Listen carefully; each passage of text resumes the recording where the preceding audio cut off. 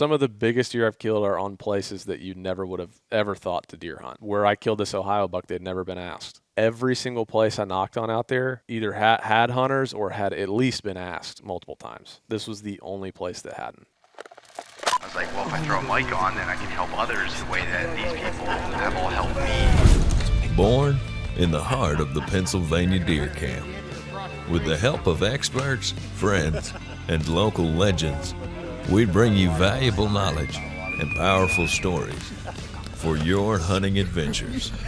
Welcome to the East Meets West Hunt Podcast with your host, Beau Martonik. I forgot to do that in the last one. Yeah, we didn't clap. I was going to say, I didn't get a special clap on the last one. I figured you were editing, not me, so it didn't matter. I don't even know what the clap means. It just lines I know. up. I'm just kidding. Well, Lee Not Ellis, as dialed as you are on podcasts. you should be.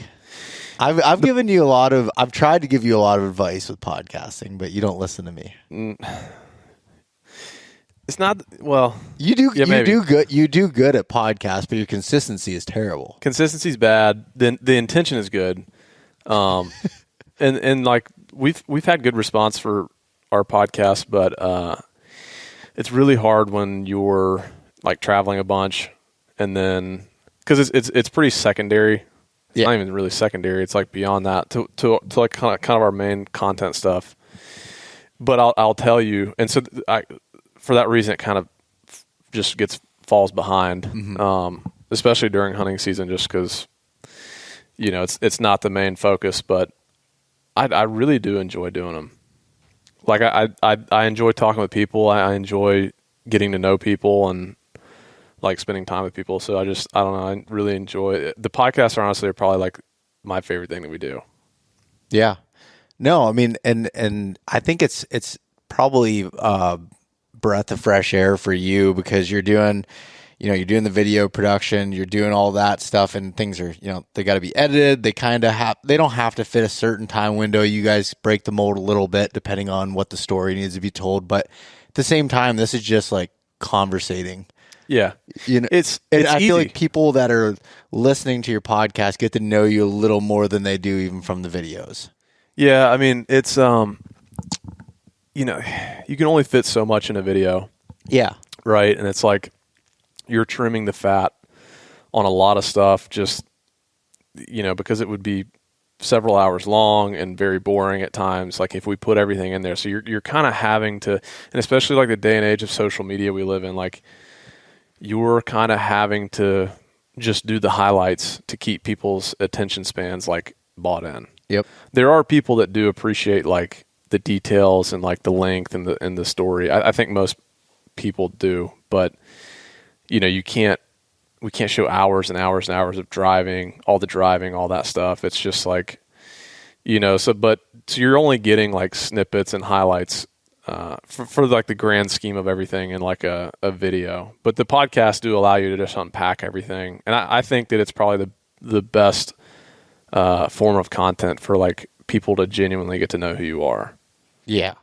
Yeah. No, I totally agree with that. And I will say though that, so for anyone that's listening to this and not watching the video version, we got Lee Ellis, Seek One here. So just in case you didn't recognize his voice or anything, we usually do a bad job when we're in person of doing the introductions because it's just like you start talking. Yeah. But nonetheless, I do feel like your guys' videos do really well at telling that story. And, especially like last year when the story of Kimbo came out and I was sitting on the couch and Colby was with me and we were watching it, and she doesn't typically watch any hunting stuff or pay attention to it. She watched the whole thing and she's like, that was a really good video. Like I enjoyed watching it. Normally it's just like, she's like, oh, here's someone else whispering in a tree sort of deal. I think it was just so different, right? Yeah. Like it was kind of a one of a kind experience. Like I don't know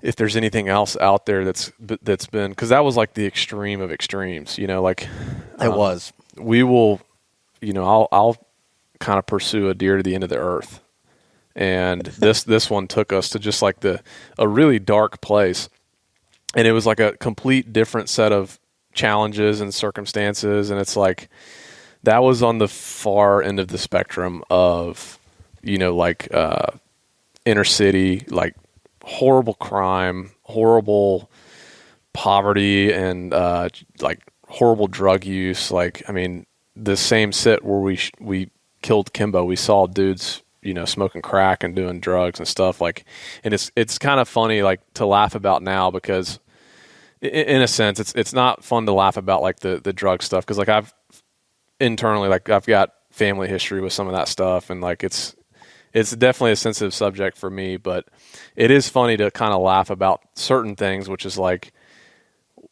I'm climbing this tree in camouflage, and I'm halfway up, and I look back because I hear the lighter clicking, and I look back, and this dude's smoking crack, and I'm like, this crackhead is going to see this semi-invisible human climbing a tree in the middle of the woods, and, like, what is his reaction going to be? Is he going to be like, thinking he's, like, hallucinating?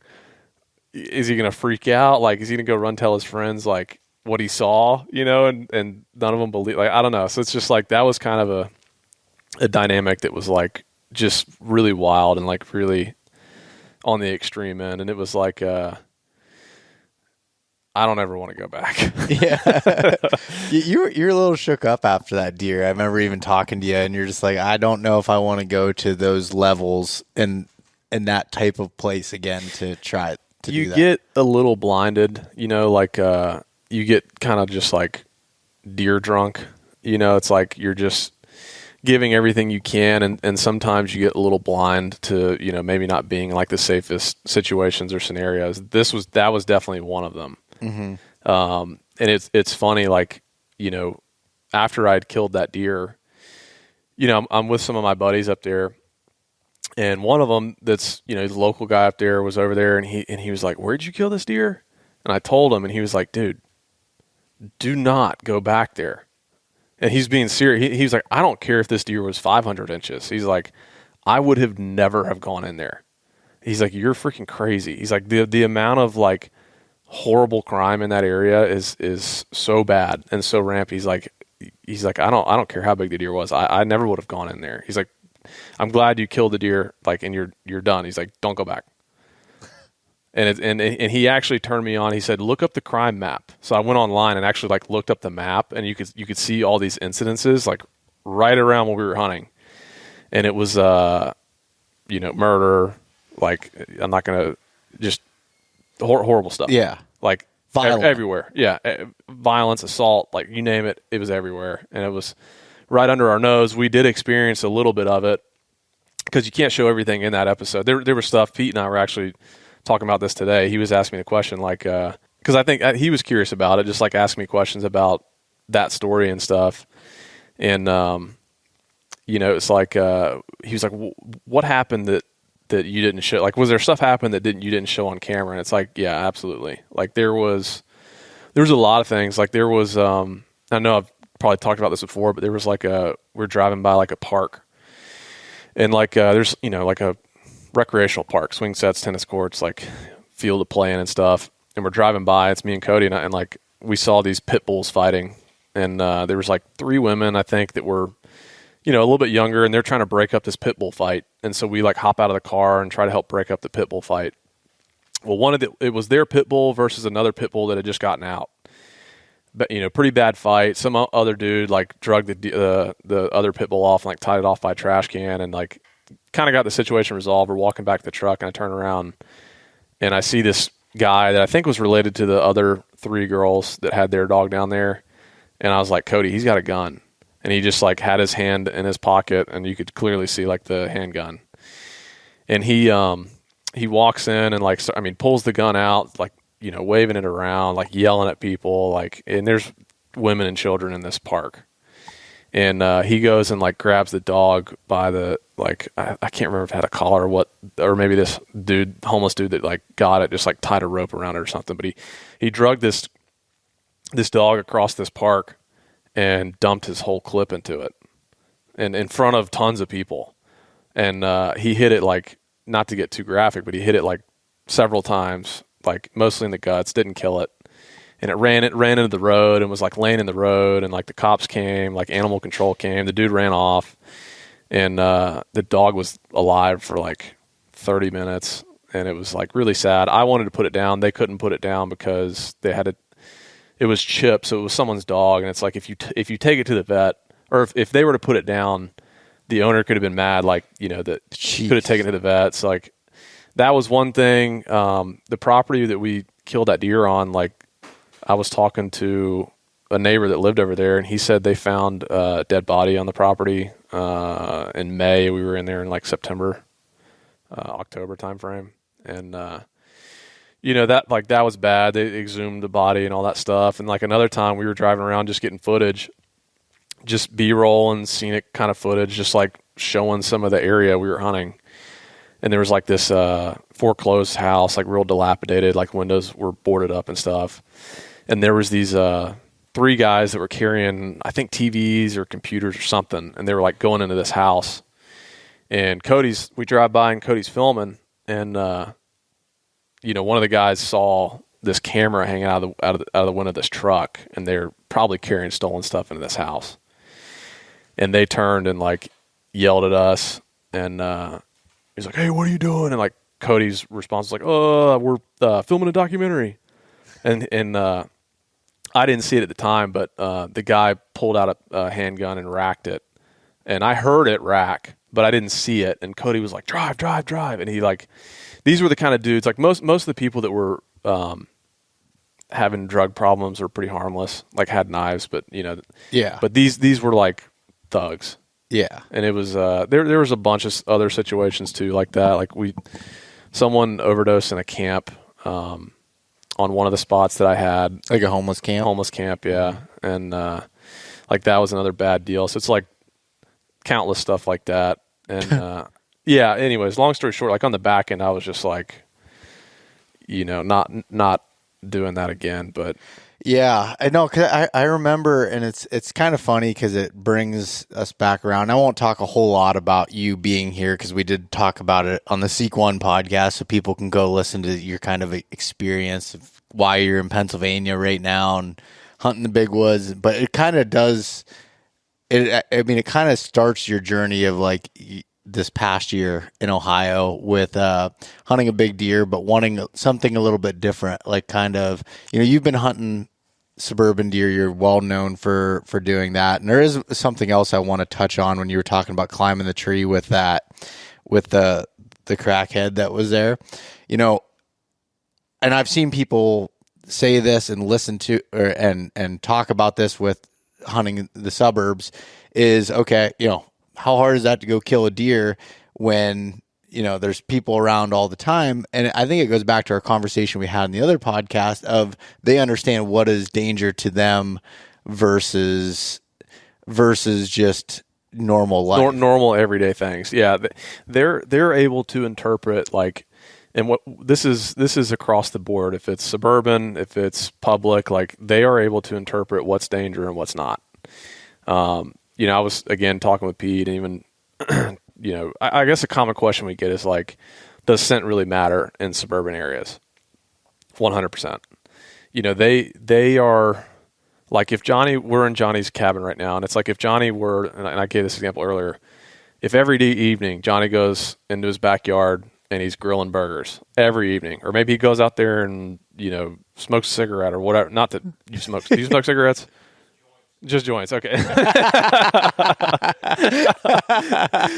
Anyways, Johnny's out there and does X, Y, and Z every night, whatever. And there's deer that come in this backfield, and they see Johnny down here, and it's like they see him every night, and they smell Johnny every night. It's like they smell humans.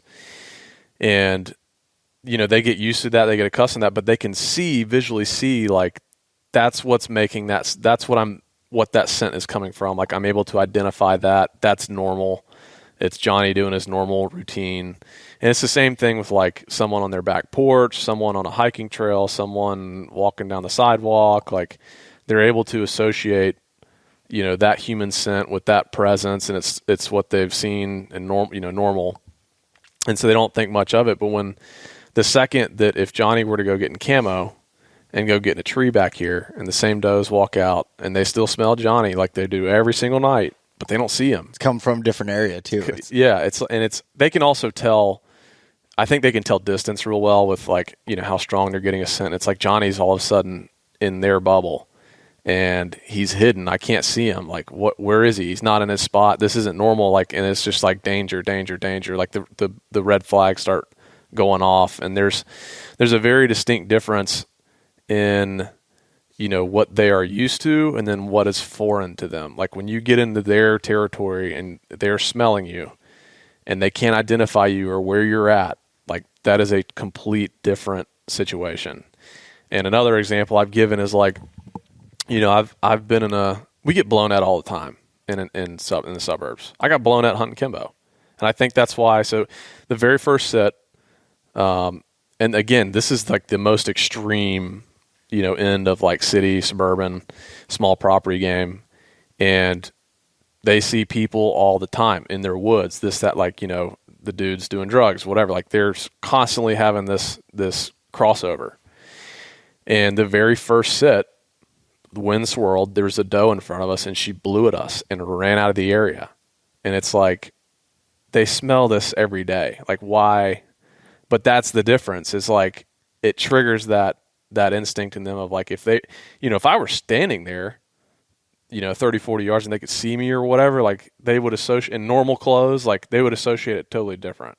Yeah. But that, like the very first sit we did for Kimbo, like we had a doe blow out, and what Kimbo had been doing, his ritual was like when he was bedding in there, he was coming in and he was bedded in there and he left that night, didn't come in. And I still, and he went like 4 miles away. 3.5 miles, whatever it was, something like that. I can't remember exactly, but I still think it was because of that doe blowing, and it just like was something that wasn't normal, and it was just different. It was danger, and he just like, kind of, I'm gonna go check out this other area. Yeah. And so it took him like 10 days to come back. But I've done we do a lot of hunts in Atlanta, and like we'll do a lot of doe hunts, just calling deer and stuff, and this is the last example I'll give and we'll move on. But like, I had a doe blow at me, got downwind, blew at me. And she ran all the way back up to this, basically like 10 feet, me to Johnny right now, from this person's back deck by their house. These people had been on their back deck, that night, fresh human scent all around the house. And this deer smelled it in the woods and ran next to the human scent that was by the house. And it was just like the ability to associate the difference is what is, for someone who's never done it, that they wouldn't understand. And it's like, but once you do it, like the only way to understand is just to do it. And then it'll eventually make sense. But there's also a reason, like, these deer, like, you have to play your wins. I mean, I just did a story with a deer I called Willie. I hunted him for 3 years. And the very first year, or two years ago, actually, no, I hunted him for 3 years, every opening day. The previous 2 years, he blew at me and ran out, caught my wind, blew out. So, like, these older mature bucks, too, like, they know the deal, Oh, yeah. So, anyways, that's, I don't know. Did that answer your question, or way too off the rails? No, you definitely did. I mean, I think of the example that I see is in my house, in my yard, I have does that'll come in there almost every day and feed on my grass is part clover, and it's just not that plant. It's just what it is. And I'll be out there shooting my bow, and they'll be in the yard. But when they bed back in the woods behind my house, I could walk 20 feet in that woods and they'll blow at me and take off. Mm-hmm. But when I'm in my yard and I'm doing whatever, I could have music playing. They don't care. And it's just funny how they associate that. I got my bow, I could be doing whatever, but it's normal. And Johnny always says that when talking about scouting, and a lot of times going into an area of when he's there to scout, not necessarily going slow and acting like you're hunting, of just walking and going to a place and just getting there, doing the things versus having that predator sense. Yeah, I think that when you mimic a predator, that's when things are triggering to them. So like we do that a lot. It's funny you say that. Like, sometimes like if I'm getting down from the tree and I get blown at, like in a suburban area, I'll start talking. I'll start talking. I won't be loud. I won't be like quiet. Like I'm trying to make it known. Like, oh, I'm just some hiker in the woods that's after dark or whatever, something they've experienced before. And like, I'm trying to dissociate myself from being a predator.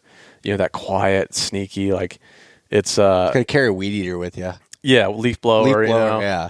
But it's there's a lot of different instances like that where, like I think people's reactions a lot of time if they walk in to a piece of woods and see a deer, they want to freeze and like hit the deck and get like hide and get low. Like, but that's like immediately what a deer would associate with predator. Like, he's identified me. He's hiding. Like, a lot of times if I see a deer, like I will try to pretend like I'm just not acting like a predator. I'm kind of making noise and like not paying that deer any attention, and then I'll just like leave.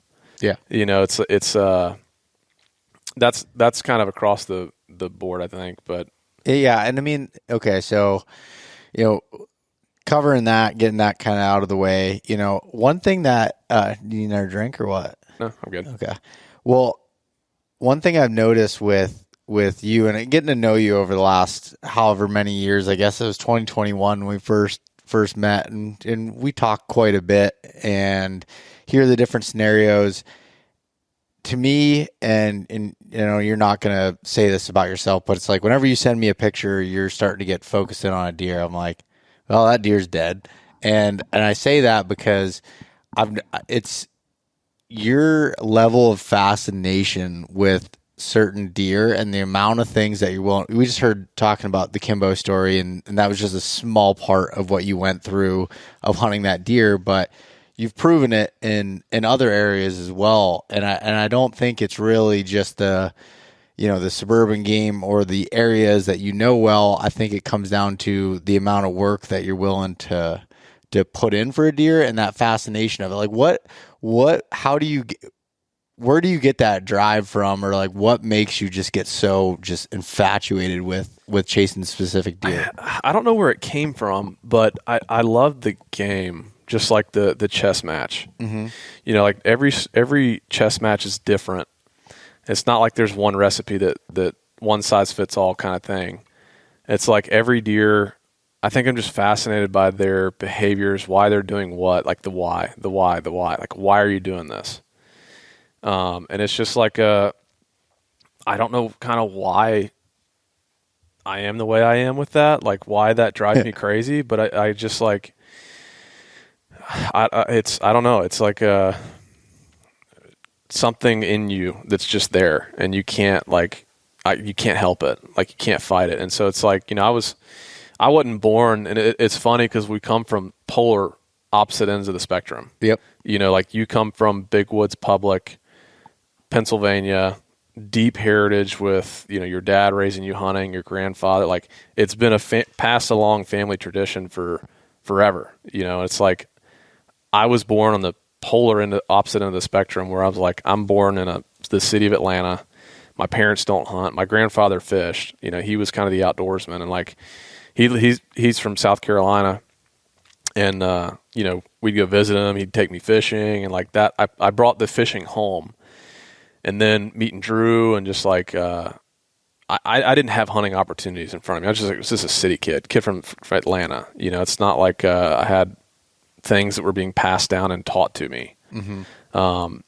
It was just kind of like, I just was born where I was born in the family I was born. You can't control that. You're dealing with the cards you're dealt. It's like, we started noticing there was deer around in Atlanta, and I just kind of grew obsessed with like these deer and finding one to go after and just chasing them down. And it's like, I've just never really experienced anything else that kind of drives me more crazy about anything in life than chasing a deer down. And I don't like, I don't really care where it is. I don't care if it's in the suburbs of Atlanta or suburbs of some other state or whatever. It's like these kind of quests that we go on. It's just like an obsession of like targeting that deer and trying to figure him out. And it's like my favorite style of hunting, to be honest with you, is spot and stalk. Like I've done some of that in Kansas the last 2 years. Did a spot and stalk with a bow and killed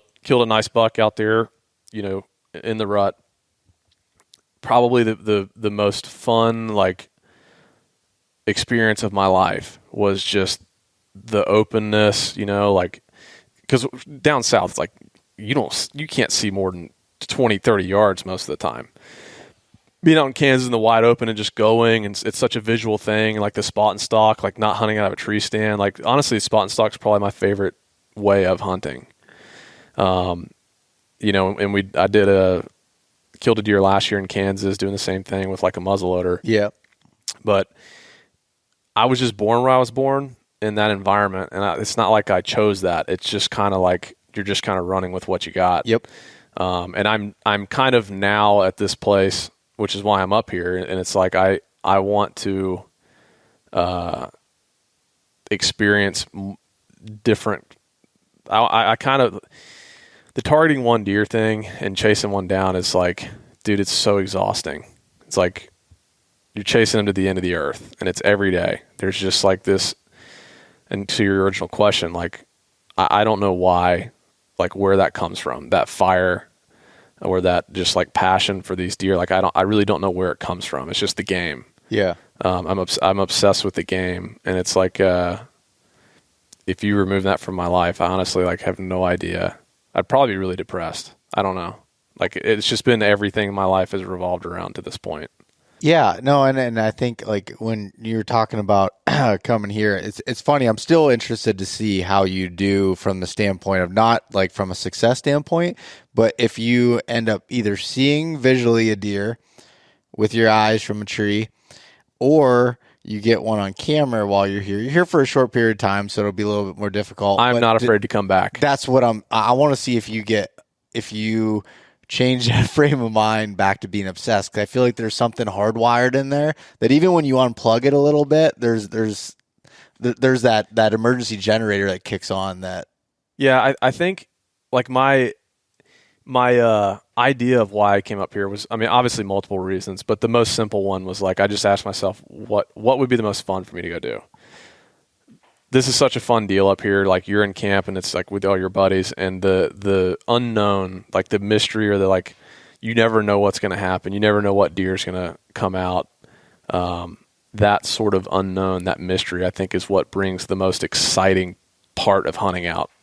In the early days of what we were doing, like that was probably the first obsession. That was probably honestly where it started for me. The obsession was like that unknown.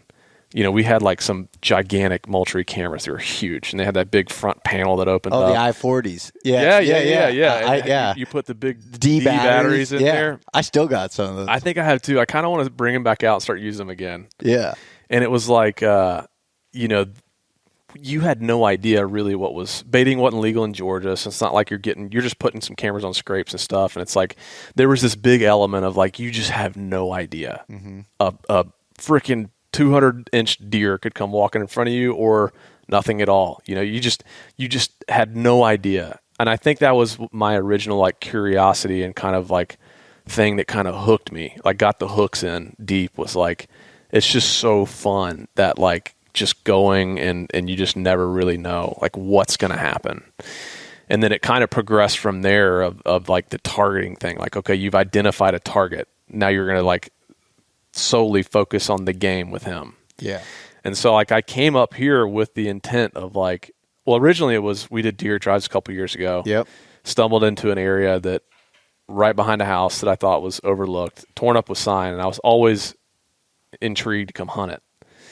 And you've talked to me no less than a dozen times since then about it, and I didn't know if you were actually going to come back or not. You've talked about it last year. You almost did, yeah. And then this year, I let you make your own decision. I didn't push you too hard on it, but that you're like, yeah, I'm going to come. And it's funny. You went back and forth, and I'll be again still super interested. It started with, yeah, I might just fly in, for a few days. And then it's like, well, maybe I'll drive. Maybe I'll stay for as long as it takes. And then it's like, well, maybe I want to go for a week. So I don't know how long you're going to be here. I may end up having Johnny's may have to end up starting to bill you for the heating bill and everything. We don't know yet, but how long you're going to be here for. But that obsession and looking for that next thing, that kind of takes you back too to to this year and expanding a little bit to some other rural areas and targeting specific deer there. Yeah, as well. and I'll finish kind of the PA why I'm here kind of thought. But yeah, go ahead. My original thought was like, I'm just going to get back to that core, like fundamental, the mystery kind of that like originally lit the fire. And I'm like, it's so vast up here. Like I just want to go plug around and just hunt, find sign and hunt. I have cameras out, but I don't really care what they even show. It's just like, I just want to find a good area with a little bit of confidence and hunt and get back into that mystery of the unknown. But I guarantee you, the second something I have an encounter or like get a deer on camera, like it's going to shift the focus back to like, okay, he's the one we're after. And it's the targeting thing again. It's kind of hard to stay away from it. I could see it. It'll be Christmas dinner, Lee sitting at the table with the family and be like, hey man, you think you're going to head back home anytime soon? No. No. So yeah, I have, if I don't have any luck the next few days, I have full intentions of coming back. Yeah. This is a challenge I've wanted to do. And, I'm excited. I also didn't want it to be handed to me either. Like I wanted to just kind of poke around myself and then kind of go from there. I mean, you offered me $30,000 to hunt for any spot for some had. pins Yeah. for my Spartan Forge account login. And I just didn't feel right about it. No, I'm kidding. We'll get into that later. Yeah, we will get into that later. It is funny, though, for anybody listening, and we did talk about this on the other one, but real quick, I'll say that I had offered Lee not like go here, sit here, shoot deer sort of deal, but like, hey, here's some spots to get going. And you were very adamant on just trying to go find your own spots and just learn and do that. And I thought that was pretty cool to be able to do, because I wouldn't think anything less of you if you did the opposite. But there's nothing wrong with that. No, there's nothing wrong with that. But it's cool to see it. Just like it showed me too that it wasn't like, okay, yeah, you got this big successful YouTube channel that you're known for killing big deer. That's what you're worried about. You truly were worried about what you had just talked about and getting back to the roots. And, the experience of it. Yeah, like that I could walk away from filming videos tomorrow. To be honest with you, I prefer not to do it. Yeah, there's probably a lot of days you don't want to do that. Drew gets mad at me because I like to self-film. I like to I love hunting with Thomas and Cody, and I'll hunt with Pete tomorrow and some of the other guys that I've shared a tree with. But and it's been really fun. Like I love hunting with buddies. But there are a lot of times, and Thomas will probably get mad at me because like he knows that I like to sneak away and self-film.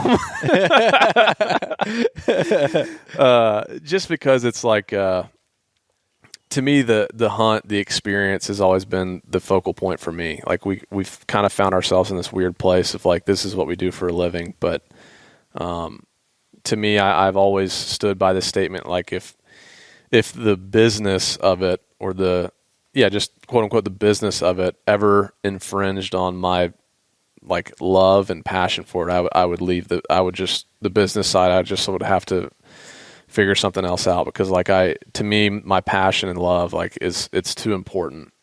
So to me, like I've never, sure, it'd be easy to like, hey, send me some pins. I want to go, I just need to kill. I just need to get a video out. Like I need to kill something and, move on to the next thing. But it's like, that's not really what I'm wanting to do here. Like I was wanting the experience. I was wanting the time with friends. And if I have a chance at a deer, cool. I could have come up here and not hunted one bit and just like hung out and just kind of whatever. But if I go home with a tag in my pocket, like that's totally fine. I'll come back and give it my effort and do my best, but I'm not here just to kill. Like I'm here for the experience. Yep. That's what I was wanting. Nope. So that totally makes sense. And like I said, I respected you for that. And there's a lot of other places. If your goals were that, even if I were to give you pins, there's still way more Nothing places wrong with that. But there's way more places you could go to and still have better success than coming here to try to do that. Yeah. It's not easy up here. Yeah. And, I was also like totally down to go scout together. Yeah. But I didn't want to just go to like, hey, I've been getting this deer on, like, this is my spot. I've been hunting here. Like, I got this deer on camera. Like, go sit my stand. Like, that's not what I was looking for. But I was like inviting you to go, like, let's go pick some random places and go walk around. And I ruined Johnny and I it, did the guys. same thing. The first day I got here was like he and I dove into this place behind the house that I wanted to go poke around at and stuff. And we just kind of dove off into some other places and other fingers. That Yeah. I think, have you been to some of those places before, or was that some of that new? Yeah, well, we could get you. Yeah, come on, can just take mine over right now. Oh, You boy. come in. Yeah.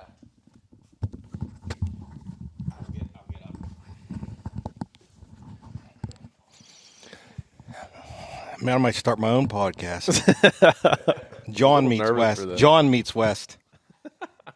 No, I just wanted to say, commenting on what Lee said, I could sense that he wanted to do his own scouting. Like, I could relate to him kind of how I am. I don't really want people, like even Beau offered it, or as friends, we offer each other, hey, you're hard up for a spot.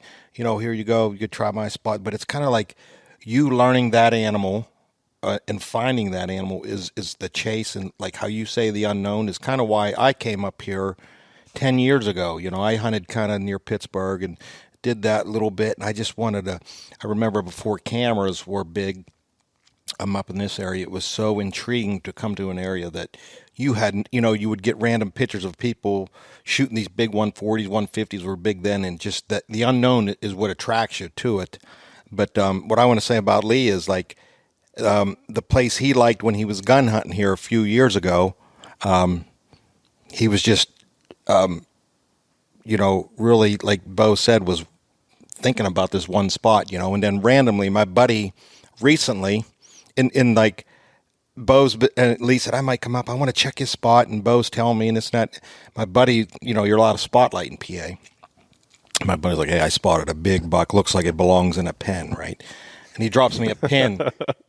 And it's right where Lee been wanting to hunt for 3 years. I'm like, this is no coincidence, you know? This guy knows how to find deer, you know? There was something about that place that just was like always was calling me back. Like ever since we walked through there was just like something that was calling me back. And it was funny, like it was unprompted. Y'all didn't call me or text me and be like, hey, like my buddy saw a big deer, like you should come up and hunt that spot. Like I just randomly called. I was like, hey, it's still itchy, like it's still eating me alive. Like I just wanted to come hunt that place. It just kind of, I don't know, spoke to me or whatever. I just felt like it was a place that would be forgotten about. Yeah, and it's that sixth sense that he has about deer, or just like talking to him, I can relate to like the spot he checked, and I know when he wanted to come up here, it wasn't, I didn't offer him a place because I said he wants to do this on his own. I know what he wants to do. It's a new area, and he wants to see the unknown and learn.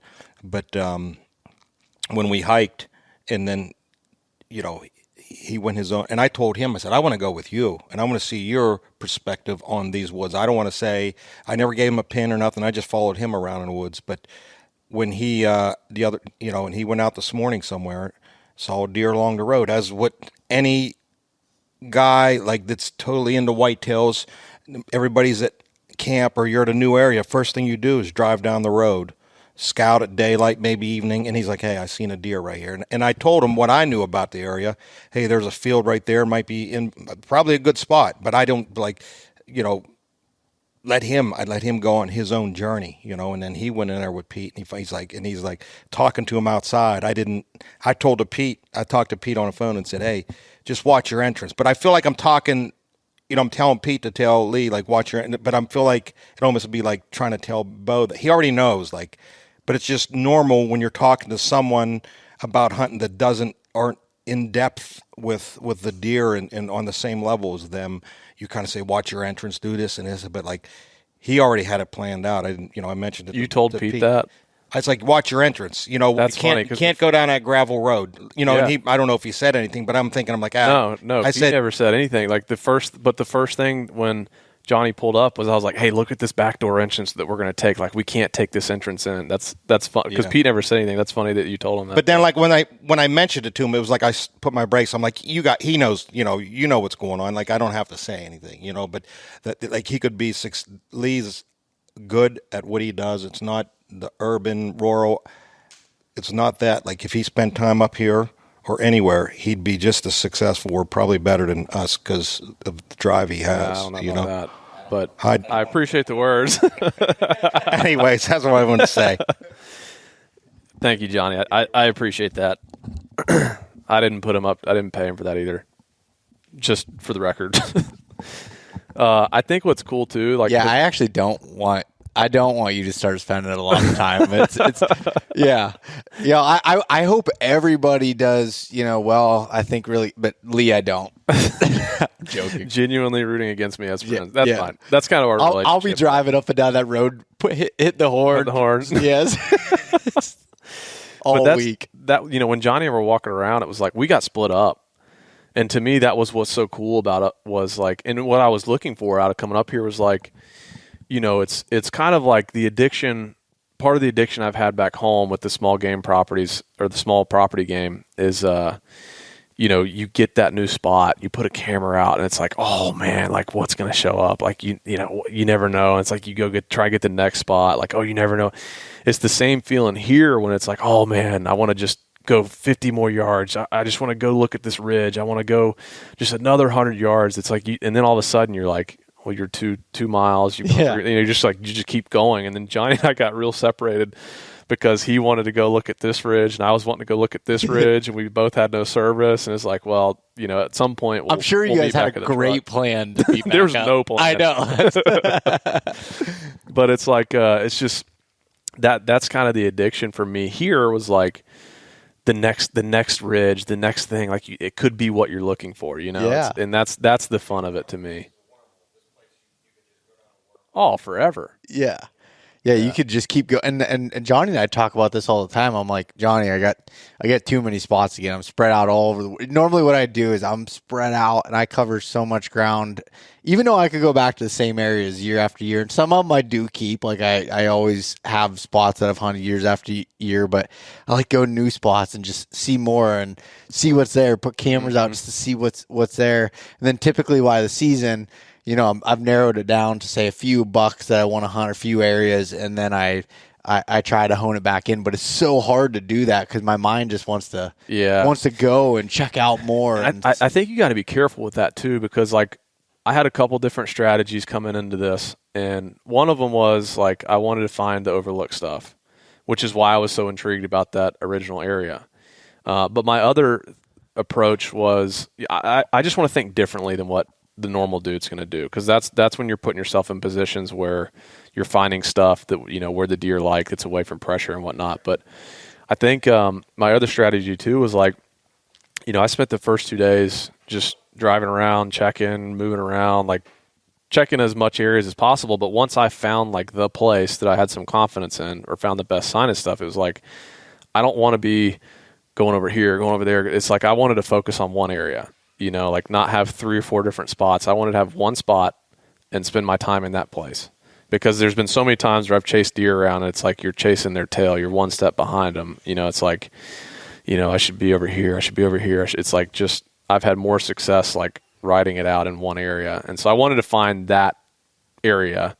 I feel like we found a good area, and, we'll be here the next 4 mornings. We'll see what happens. Yeah. No, I think your mindset is great going into it, and I think you're thinking of all the right things, which none of us really had to tell you that because you figured it out on your own. It's just funny that the tactics may be different, but it's the same. It's like the access. The access is king. Like access is everything, and like we found the best access to get into this place. Like our wind will be perfect.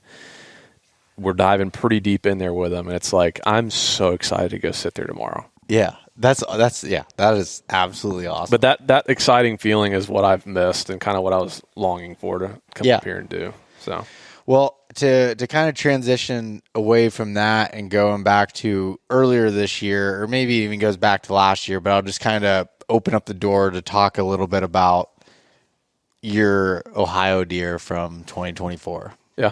So what would be the best place to start with that? Where do you want to start? I want to. How do you find something like that? So this is a whole topic in and of itself, because I almost feel like I want to retire that side of me in a sense. And that's why I'm here. I'm going to go to a different state later and hunt some more public and just do some different things. But There's that lead chasing side, which is like we've chased rumors, we've chased leads. It's just like, a lot of times they're false leads, it's fake leads, it's just rumors and not even real. And we've wasted so much time going down so many different rabbit holes. But this particular deer, I've been scouting this kind of like stretch or span of Ohio now for like 4 years. It's like I know a lot of people in the area, met a lot of friends, a lot of buddies, stuff like that. And there was I guess somebody took a picture of this deer in a bean field on a farm. And the picture just, he sent it to a buddy, and it starts like making its rounds. It eventually made it to one of my buddies who sent it to me and was like, dude, have you seen this deer kind of thing? And he was like, I heard it was this place. And not like a road name. It was just like an area. Yeah. It ended up not even being the right area. It wasn't even right. And I spent a lot of time like in the summer making trips, scouting and searching in that area. It wasn't even the right place. So that's kind of how that lead, sort of came to be, was like just with buddies and like, how deer pictures get sent around and stuff like that. And I didn't have really hardly any context besides like a general area, and it ended up being kind of not even the right area. That's kind of how that one like started. So there's like the lead chasing stuff, and it's like people send us stuff all the time, and it's kind of like feeding crack to a crackhead. It's like hard to not look at that stuff, but we definitely don't ask for it. Like I think people enjoy the stories and maybe like the commitment to a particular buck. And I think that they want to maybe be a small part of a story like that. And so that's where like, some of the leads and stuff we get is like, some guy will be like, I'm traveling for work and I just saw this buck, or like something like that. And it's like, I live X number of hours away. Like I don't have the time, like, see if you can go figure them out kind of thing. So we get stuff like that sent a lot. We don't ask for it. But that's kind of a style that evolved. It wasn't, most of what we've done has just been like studying maps, getting spots. And there's always been like, pictures and stuff that send you down these wild goose chases or whatever. And, that is kind of how like particularly large deer, like, getting a good lead like that. But I kind of want to retire, maybe not fully that side, because chasing take a couple part-time jobs, but not like, well, just doing stuff I enjoy more. Like that stuff, I just almost, and it may change tomorrow, right? Yeah. I may feel differently tomorrow, but I just feel like I've checked that box of my life with hunting. That like finding and dedicating your time to like some crazy buck. And it took me to the extreme environments, with the Kimbo stuff. And then like this other deer from this past year was the polar opposite end of the spectrum. It was rural, farmland, ag, like big, farms, stuff like that. And, I anywhere kind of in between, like I'll go anywhere really. Like I just love hunting and pursuing deer. But, I kind of, the lead chasing stuff, like when you're all in on one deer, like, dude, I'll give you an example. So we work with Realtree, and Realtree works with Chevrolet. And so Chevy gives Realtree, a bunch of trucks every year to kind of just like use or whatever. So like Realtree will let some of their pro staff guys like use the trucks. And so like I got that truck through Realtree.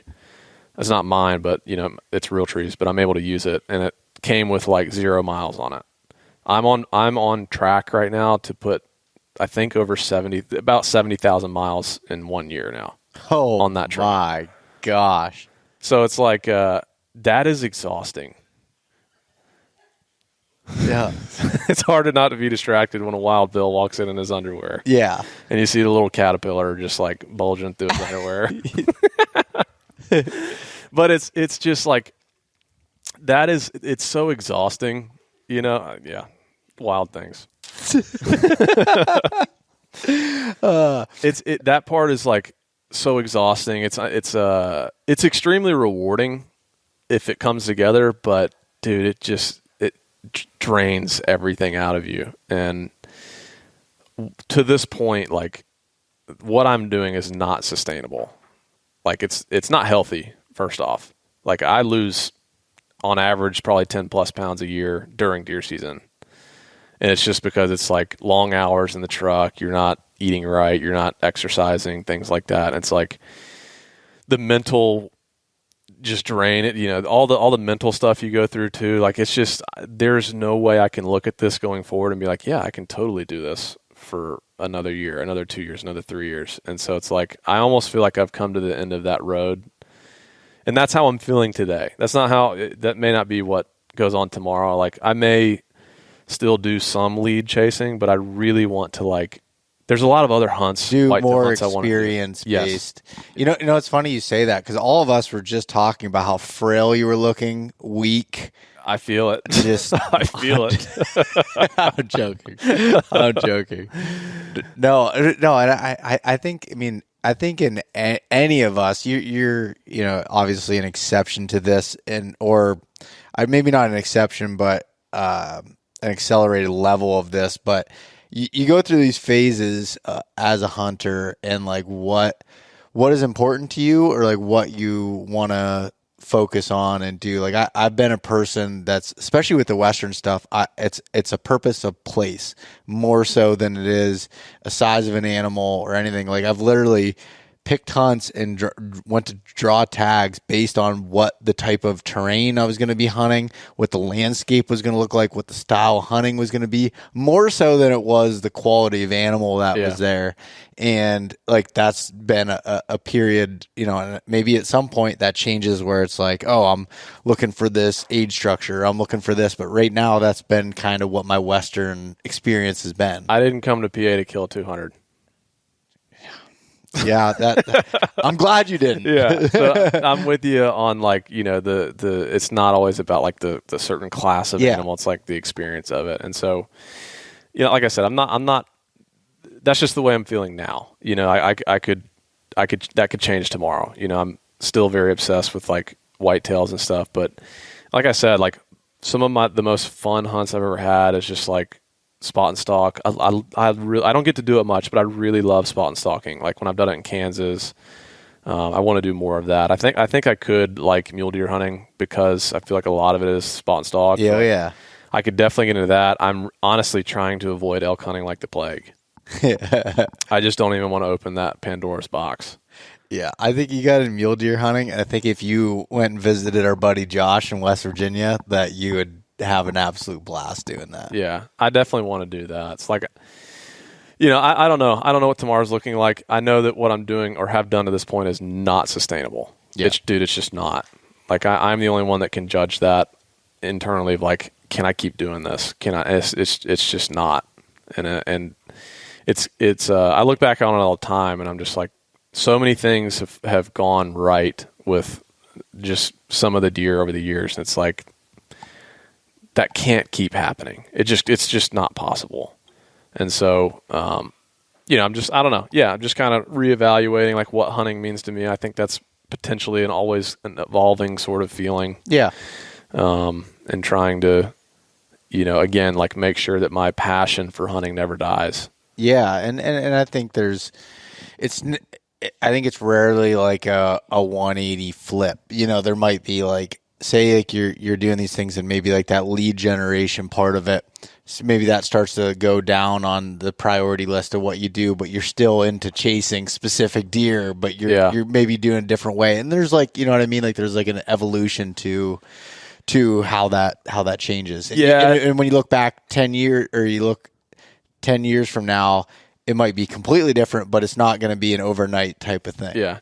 I know that will probably disappoint certain people that watch us that love the just go try and find the biggest deer you possibly can and just go after them. Like, I'm sure there will be people that like, please don't abandon that, but I just got to keep it real with myself. And that hunting is kind of the most important thing. I'm not here to make other people happy, Yeah. No, totally understand. So.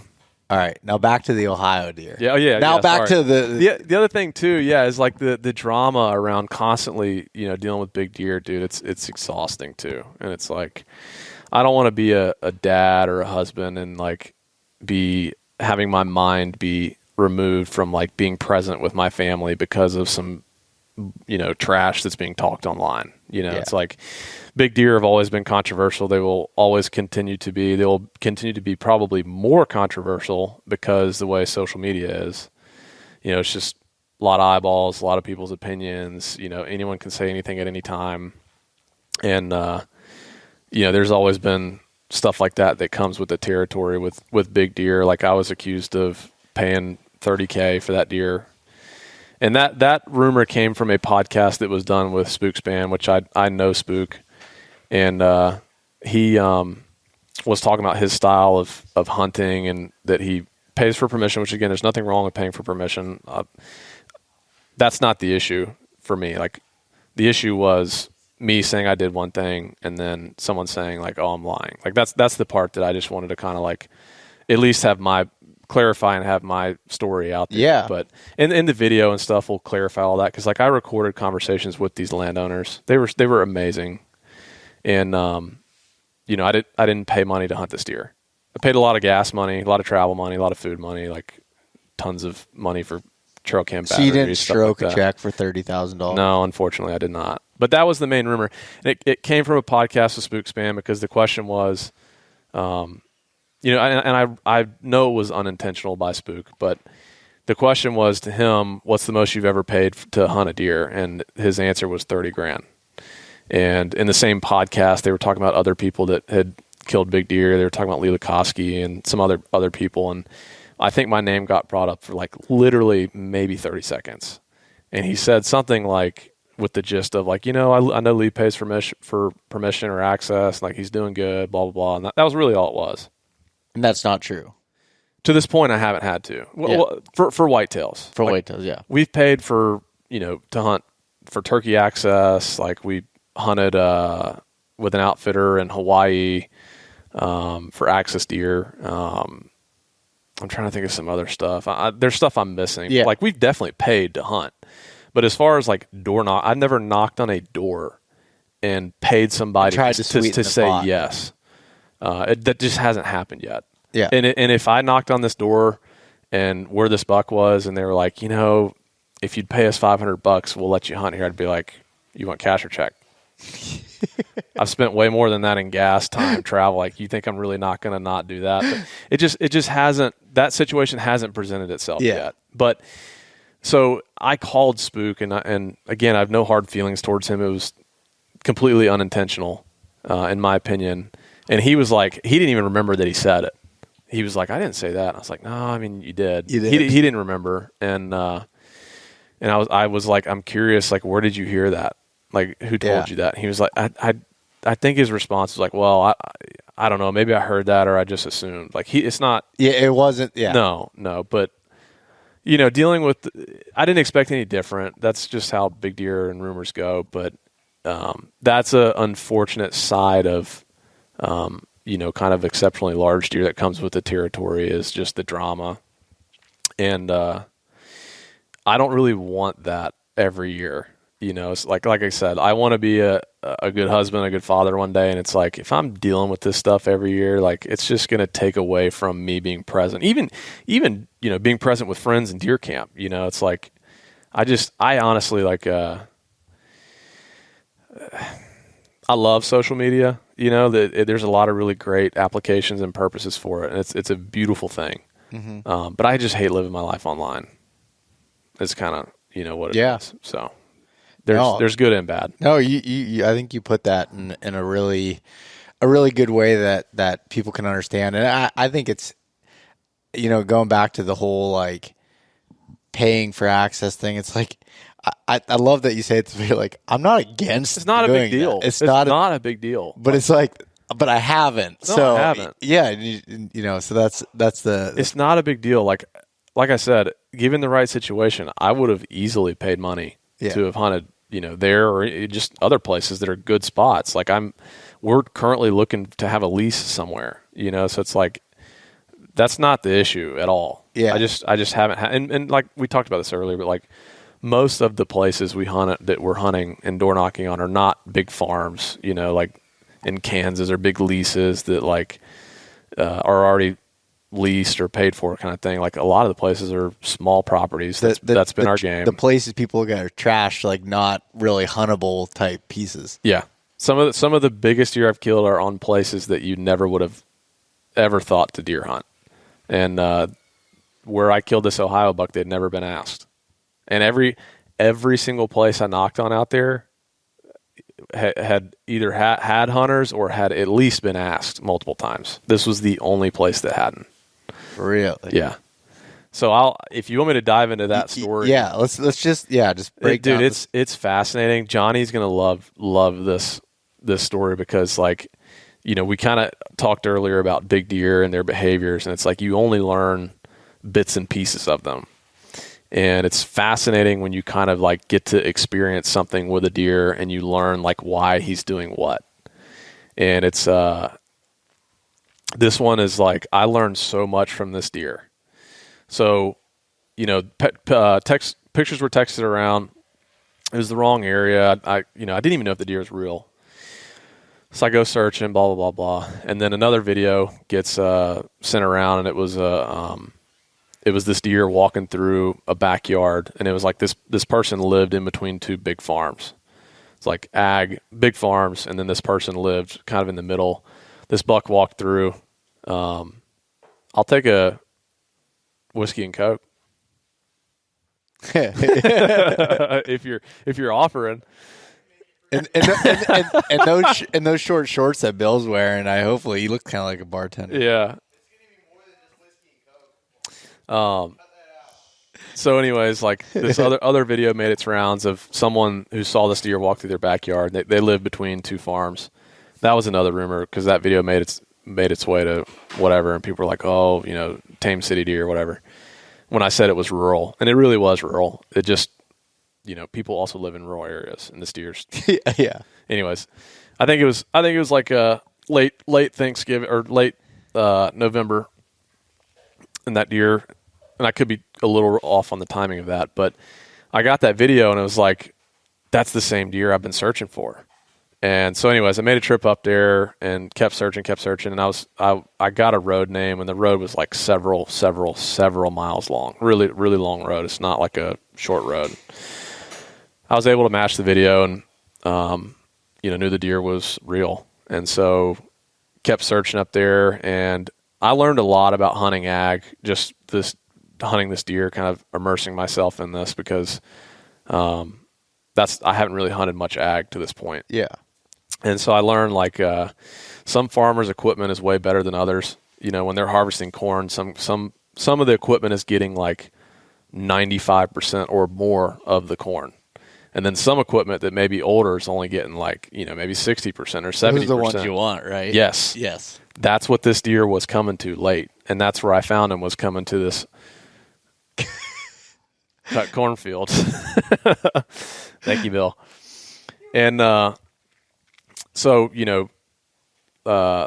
was coming to this cut cornfield like every night, and was able to get shed hunting permission, camera permission, and got some shed hunting permission, like a couple other adjacent farms and stuff, and put cameras out, and immediately started getting this deer on camera. And so like 100% confirmed, like deer's real. He's almost going to make it. Was, geez, sorry. It was still in season in Ohio, but it's late. Most deer had dropped at that point. And I was like, this deer is going to drop his sheds any day. And but I was like, it could be a week, it could be 2 weeks. Like, I can't stay in Ohio all this time. So I drove home, and basically I think I was home a day, and I was on call, like checking my cameras like every hour, just like waiting for him to come in there with both sheds gone. Because he was on a routine, which was bedding, coming to this cut cornfield, bedding, coming to this cut cornfield. And so he came in, I need to remember this right, he came in the morning at like, I don't know, 6:30 a.m., some ballpark, and had both his sides. and then, stayed pretty late, like close to the fringes of light. More than likely went to bed, and then he came back. I went to bed that night, and again, I'm like waking up every other hour or so, like just and I'm just like refreshing. Yeah, the second I see him that he's dropped, I don't care what I'm doing or what I'm doing. Like I'm just gonna start driving. And so I woke up at like, I don't know, 3 or 4 in the morning, and I saw where he had come in at maybe like 1 that night and had dropped both sides. And I also knew, like, if you hold these deer sheds, they are so heavy. Like they were almost 10 pounds. They were over 9 pounds. Just the sheds, no skull, like just the sheds. And that may not sound like a lot. Oh, that's a lot. Dude, it's a lot. And so I knew that, like, he's going to shed one side and he's going to throw the other one close because it's like so lopsided, a deer. So I woke up, it was like 3 or 4, saw he had shed. I already had a bag packed. Went and got in the car, started driving the 9 hours or whatever it was up there. Got there, looked that evening, didn't find anything.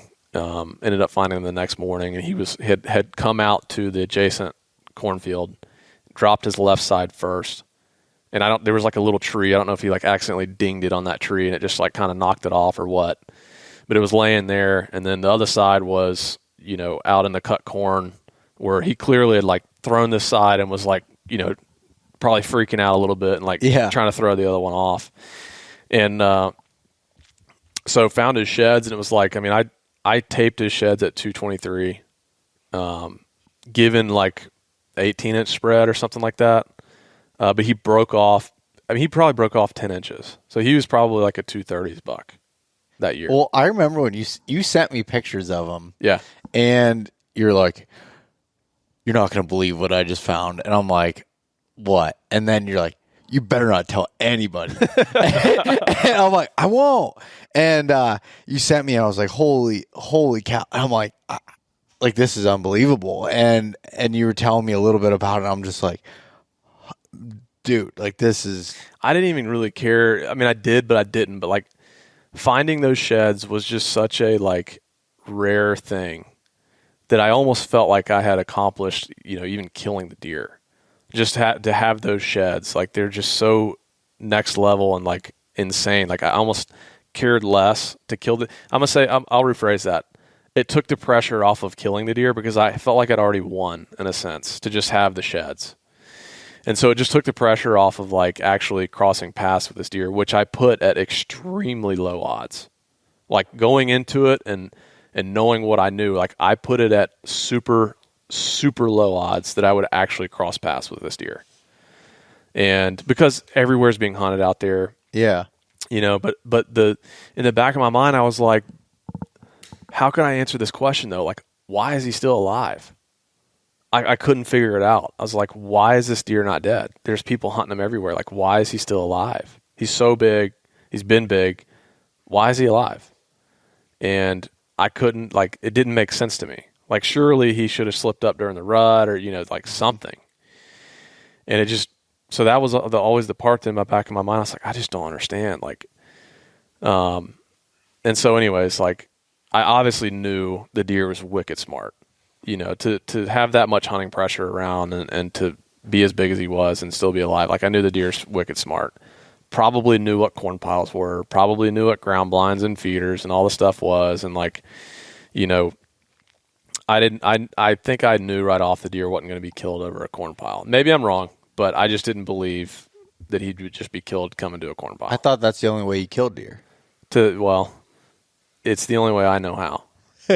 Well, I'm kidding. Can we, before we go further in the story, can we talk about, I don't even know how this got started, but somehow your picture got leaked to Mr. Bill Thompson over there, and you were set on that I sent out that picture or showed them. And it was not you me. leaked it. Yeah, no, you leaked it. No, I did not. Yeah, you leaked it. I did not leak it. I did not. Did I leak it, Bill? That's what I thought. I did not leak it. You sent it to Bill. I'm just testing you. Okay. I'm just testing you. It made me so mad. You and I got in a fight on the phone because I was like, you're telling me that I leaked this, and you were like about to say we're not friends anymore. And I'm like, I did not do that. And it was because you couldn't. You were so infatuated by this deer that you didn't even remember sending it to Bill. Yeah. No, I think I was just yanking your chain a little bit. Were you? Yeah. I was getting pretty worked up. I know you were. See, I saw blood. I smelled blood in the water. Dang That's it, why dude. I kept He going. actually got me. Like normally I've learned like where your sensitive parts are, and I like to exploit that. Like that's what friends do is like pull each other down. You pick at scabs. But like, yeah, that's good. Like I could bring up how you put your ex-girlfriend on that giant deer. Okay, here we go again. I shouldn't have done that. I'm sorry. No, it's all right. I'm not sorry at all. I'm glad I brought it up. You want to talk about that? No, I still never talked about that in the podcast. Fair enough. Yeah, we'll keep that one down. Anyways, man, how did I dig? I was trying to make fun of you, and somehow it got put back on me. That's what I do. That's what we do. That's pretty much our relationship. That is our relationship. Just for the listening audience here, the one time Lee and I, because like I said, we've only known each other for 3 years, but we became decently close. I'd say decently. I wouldn't call him that good of a friend, but like when Thanks, Beau. but I joked with him, and he was like saying something about how I just constantly just talk shit to him all the time, and I'm like, would you rather me be this way to other people about you, saying negative things or saying the positive things I do, and then being nice to your face? And you're like, I think I'd rather you be nice to my face. Yeah. Because I just don't ever say anything nice to your face. No, I think you and I are the same, where it's like if we're not making fun of you or picking at you in some way, that means we don't like you. Like it means we like you and we're kind of making fun of you a little bit. But anyway, sorry, back to the story. So after the shed. No, I basically just knew like the odds of getting in front of this deer was like very slim, super slim. And so I found his sheds and kind of went back home and all that deal. And I was kind of in the back of my mind, I'm like, okay, I need to start making scouting trips. Summer's kind of rolling around, and I'm like, I know I need to be the first of the punch, because I know there's going to be people door knocking for this deer. I know there's going to be people that are going to be seeing him in the bean fields. Like that's when he's most visible, is when he's in these bean fields. And I'm like, I've got to be the first person to find him and to try and be, door knock and try to get where he's at. And I almost didn't go. It was in June, like middle of June, I think, if I remember. And, at that point, like these deer are not that grown out. It's still pretty early on, but this deer was so big, it was like he's going to look way different than any other buck in the area. Yeah. There was none that compared to him.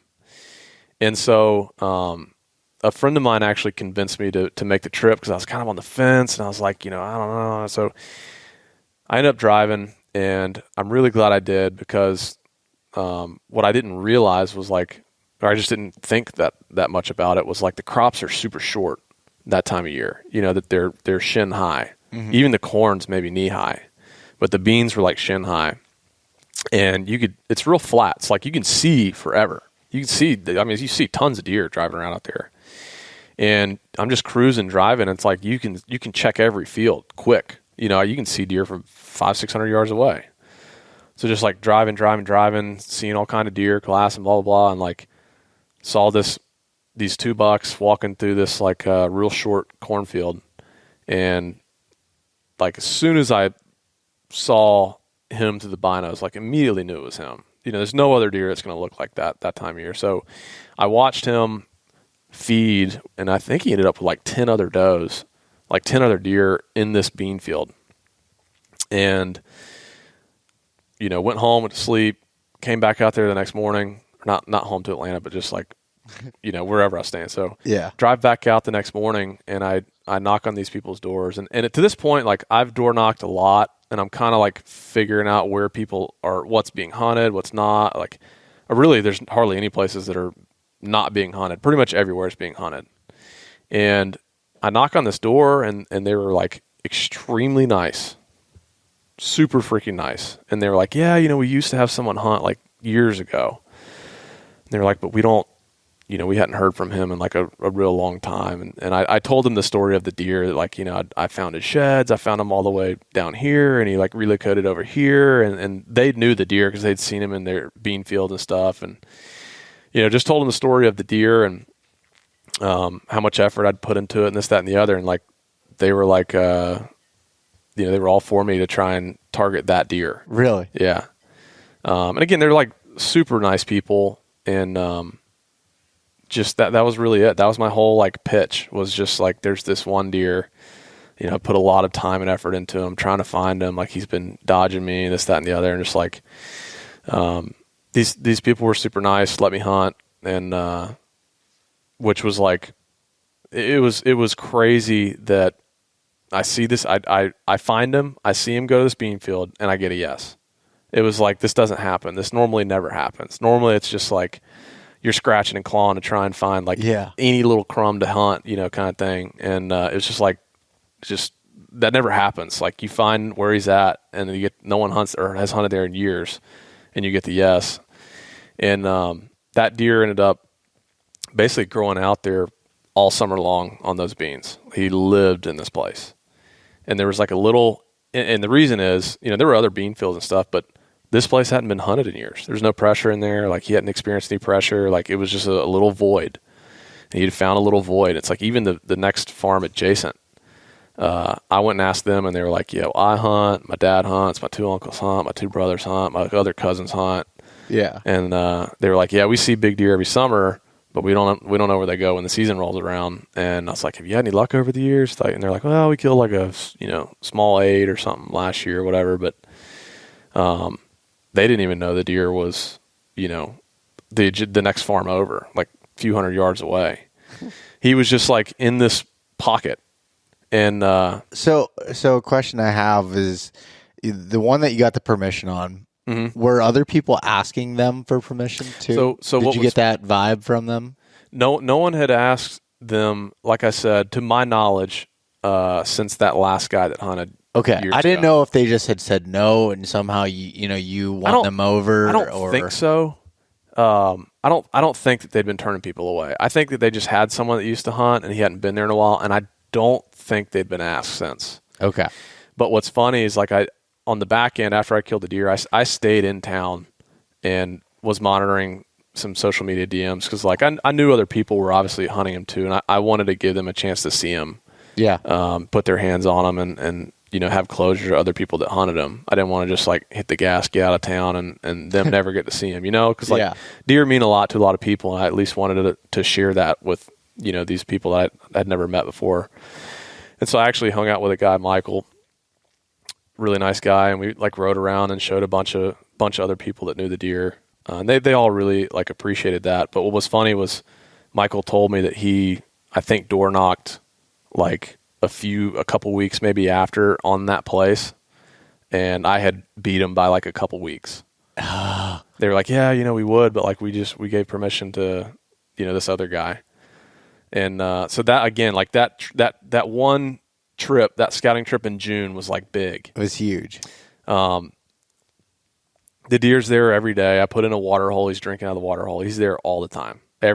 Basically every day. He'd leave for short spans of times. And I had a bunch of cameras in this place because I wanted to learn where he was leaving. Like, I knew he was getting water from a different source. And so I brought the water to him to try and like keep him spend more time on this place. Like, I didn't want to have him to have a reason to leave to go get water. So I brought water to him just to try and keep him there more, because I knew he was leaving. There's no water on this property, so I knew he was leaving to go get water somewhere else.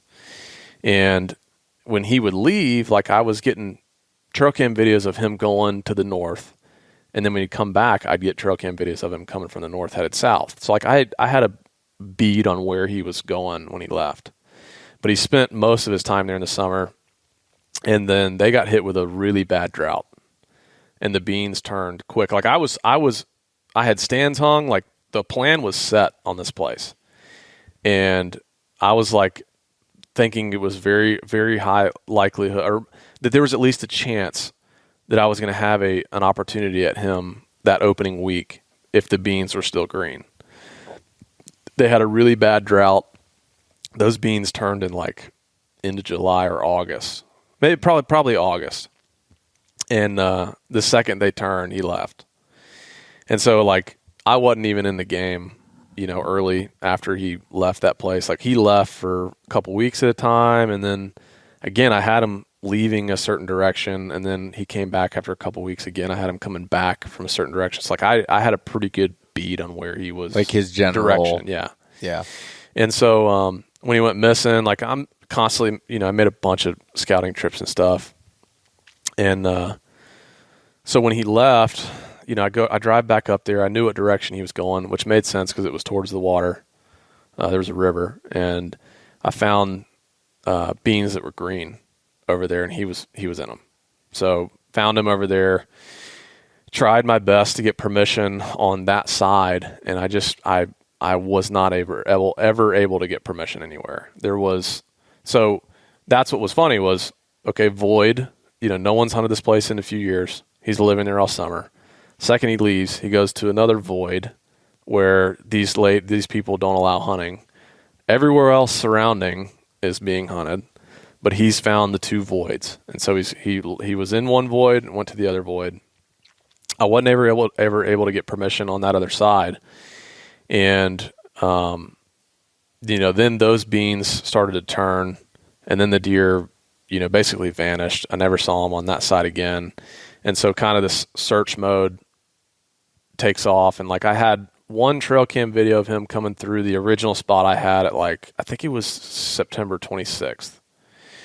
And so I got up there like the week before the season, and I'm, just like trying to get more spots, like just chipping away. Like that's the part we talked about in the last podcast we did. Is like, there is no rest. Like it's every day. Like I have to chip away, even if it's a small win of just door knocking and find, okay, this place, is hunted.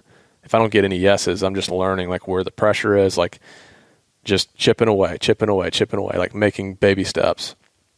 And so I made this, these trips back, or it's like the week before the season now. The last time I'd seen him was, I'd have to look at what the trail cam date was. I don't remember, but he made one pass through the original farm I had permission on. Mm-hmm. And it was like, he hadn't been there in over a month. Like he'd been gone. The beans had been cut and everything like that. And so, I knew he was still around. And I kind of boiled it down, and this is just process of elimination. So I was door knocking across the river over there where I'd seen him after he left my farm. And there was like one void of no hunting. And then as soon as I got to the woods to the north of that kind of touched it, it was like every place was hunted again. And I was thinking that, when the crops are cut, like he's going to be in the woods. And so the woods that were over there were being hunted. And so again, I go back to, this deer shouldn't be alive if he's in a place that's being hunted like crazy. So like I was taking it as definitively set in stone that if I knocked on a door and they said there's someone that hunts here, I was like, then he's not here. And so I just like abandoned that area. And so it was like with enough time and door knocking and finding where the pressure was and stuff, it's like process of elimination. I kind of boiled it down to like 2 different areas that could be sanctuary areas that weren't being hunted. And again, like for the sake of like protecting this area, I don't want to get into too much details of what those sanctuaries like were, or why they were sanctuary areas. But so man, but just something I think that anyone listening to this and just hearing you talk about it, it's a situation where the more you didn't know, the more you knew. Like, because you couldn't walk those properties, but like you use that information of like, there's people there of like a big X. And now it's like, all right, let's look at the rest of the map and figure out how we can be connecting these dots. Yeah. Yeah. I mean, it's just like process of elimination. Even bad info is good info. Like any information at all is helpful. That's like you say, turning a negative into a positive. Yeah. It's the same thing. Like, walking around the big woods out here, finding dead zones. It's like, okay, we'll rule that out, you know, like, and just, he's not here. So like, kind of keep chipping away, whatever. But so it's kind of that process of elimination that like, okay, he's got to be in one of these 2 areas. And then that's when I started like this small property game, like kind of kicked in. Like I had driven by some of these small properties multiple times, never once stopped. And it's like when I flipped the lens I was looking at it through, which is the normal lens I look at it, is finding the nooks and crannies. I was like, man, there's like a couple houses that, own lots that go back into this area. And I was like, I need to go door knock on those, because at this point I'm like, I'm out of options. It's like I need to really get into the grains. And so I drive up to this house, and they owned like a peninsula in this river, and door knocked on there, and the wife answered, and she was like so nice, like extremely nice. Told her the story of the deer, that I've been looking for them, and again, just that I'm specifically trying to find this one buck, and that he's been a ghost and dodging me and stuff.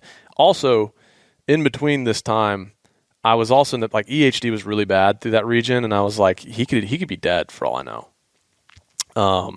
So I talked to this lady. Those thoughts are in the back of my mind too. Yep. At that point, but I talked to this lady. She's all for it. She's like, go talk to my husband. He's in the garage. Go talk to him. He was all for it too, and I had signed permission in 5 minutes. It's like the easiest permission that I've ever had in my life. And I remember hopping back in the car, and I think Cody was with me, and I was like, anyone could have gotten that yes. And I asked him, I said, has anybody ever asked y'all to deer hunt? And they were like, no, you're the first person that's ever asked. And I told Cody, I was like, dude, literally anyone that knocked on that door would have gotten a yes. Anyone. They were just that nice. So we go in there, and it's like very clearly like a bedding area. Like there's deer beds and stuff. And it was right before the hurricane came in, and we put a couple cameras out, and didn't want to put a corn pile in there. It's like, it was a bedding area. I don't want to go throw a massive corn pile. And it's like, this deer already knows the deal. So it's like, if he comes into this place, it's like, oh, giant corn pile. It's like, all right, well, I'm going to, go somewhere else. So we just like left it alone, put some cameras out, hung a stand, because at that point, the only place I had to hunt was that other farm. And so it's like any spot I had, I wanted it to be ready. So hung a stand, there was only not that many tree options to get in. And we leave that spot, and the next day we're about to drive around and do some more glassing and just like continue door knocking and stuff. And I get a picture of the buck that I've been hunting for 4 years back home in Georgia. And so we basically like turned around and drove the 9 hours home. And I knew when that deer showed up at home that he was going to be in there and be killable. And so long story short, killed him the next evening. And then the next day after that, drove back straight back to Ohio. And I had some deer that had showed up on that bedding area, that river peninsula area. And, I was just like going to kind of keep the wheels turning, like keep plugging away. And I go in there because I wanted to put a camera on like the backside where like I thought the main trail was. Like there was just part of that I wasn't catching. So like, and you know as much as I do, like when you're especially putting cameras out here and you're not putting them over feed, like you're only catching a fraction. Yeah, they could skirt. Yeah, like it's not so easily. Yeah.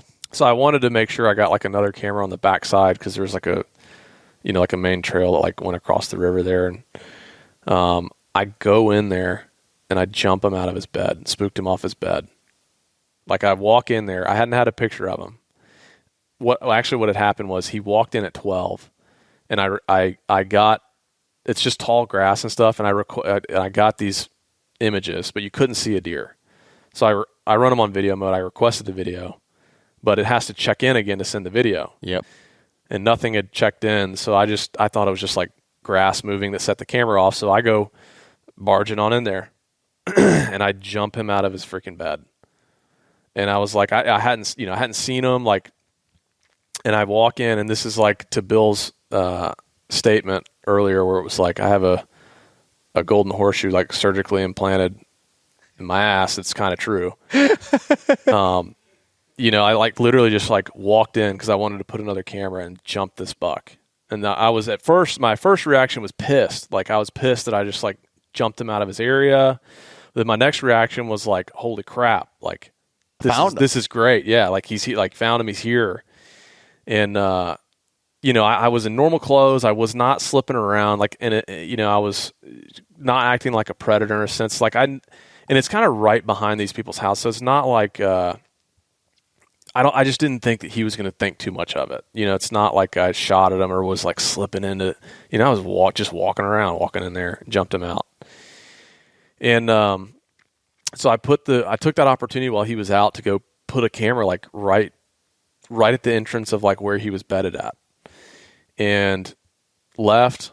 And after a couple days, I start, maybe even 24 hours, like I start getting him in there all the time, every day, like legitimately every single day. He is coming back in and bedding in the same spot. And I can only access this place from the south. There's no other way to possibly access this peninsula. Yep. The only way is from the south. And it's deer season at this point. Yeah. Oh yeah. It's like October. I don't know. I don't know. It's into October, first week of October sometime. And, I'd go over there and like, I filmed the deer from their, like by their shed. I was over there watching football with the husband. We were watching the Alabama Vanderbilt game, and the deer's in the woods back there. And I literally like film him. And, again, like this is a rural buck. The wind was blowing, but he saw me. He'd probably seen this husband there for years. Just like it was, this guy hung out in the shed a lot, and like he didn't think anything of it. Yeah. So I got a few clips of him and stuff.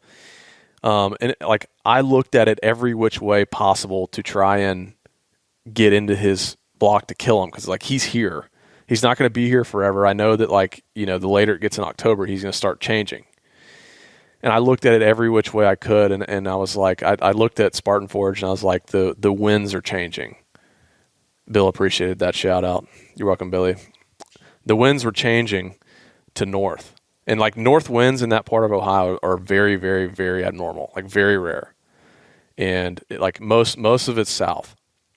And I saw this prediction like in a few days out ahead, like we got north winds coming.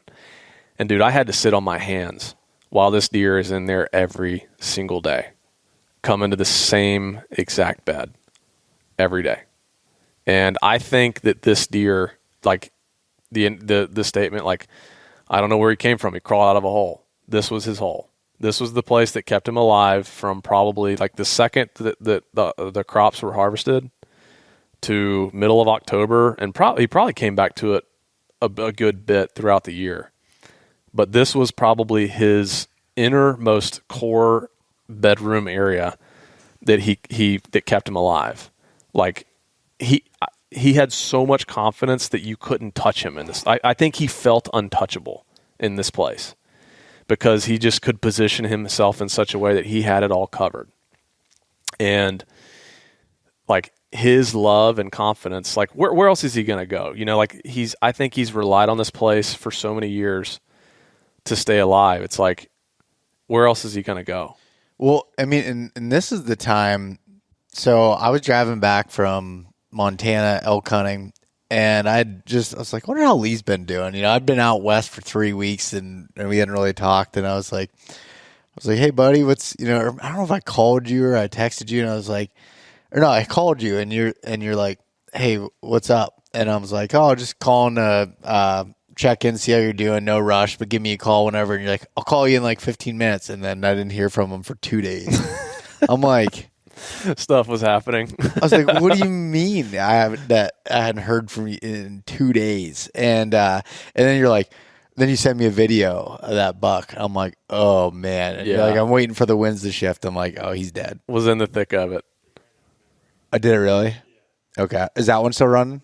Okay, we're good. So I had to wait for the conditions to change. And like, if those, honestly, like if the winds hadn't shifted, I really to this day don't know how I would have possibly killed this deer. He probably would have still been in there. Like, there was no way to get to him. And so like the winds finally shift, and it's like, all right, we've waited for this window. It's here. Like we're going in. And we drive in there, we get in there, check my camera, he's in there in the dark. Like right before we're about to walk in, like he's already beat us in there, back in his beds. It's like, now what do we do? It's like, again, a very small window of opportunity here that's definitely closing. And basically the decision I made was like not to go in there. Obviously, he's already in there. He's already in his bed. Like, don't go in there. What we were going to do was we were going to wait for the winds to pick up that afternoon, give us a little more movement, with branches and leaves, a little more sound to just kind of like, kind of conceal our sound and movement. And I'm like, if we can get into that tree, he's dead. Like, without question, he is going to die tonight if we get in that tree undetected. And long story short, we waited for the winds to change. We slide in there. I get to the tree, and I'm knowing he's probably 50 yards. Okay, I was just going to ask you how close to the bed that you were. I know now 50 yards.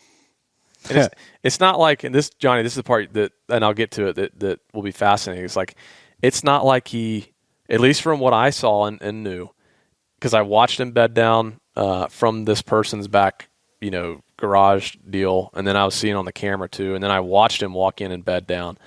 He didn't like go bed on this side or that side. It was like one bed.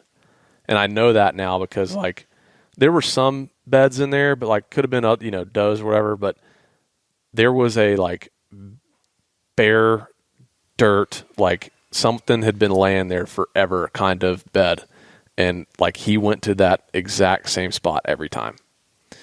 So I know now it was 50 yards from the tree.